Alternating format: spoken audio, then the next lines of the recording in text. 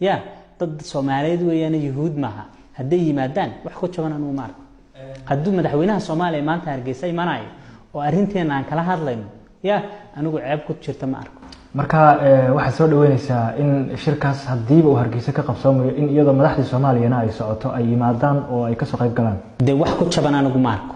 waay sababtoo ah Somaliland go'on cid ku qaadamayso baadna maaha oo ma jabayso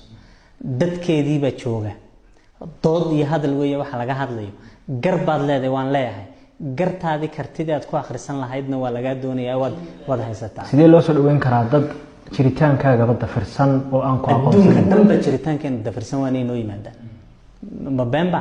laakiin kuwan way kaaga dhow yihiin waana kuwa haysta Soomaha waxa tahay damay kuwan waxa weeyaan wadadka ay wixii naga dhaxeeyaanba qaaraan waxba inaga dhaxaynin oo jiritaankeena aan ogolayn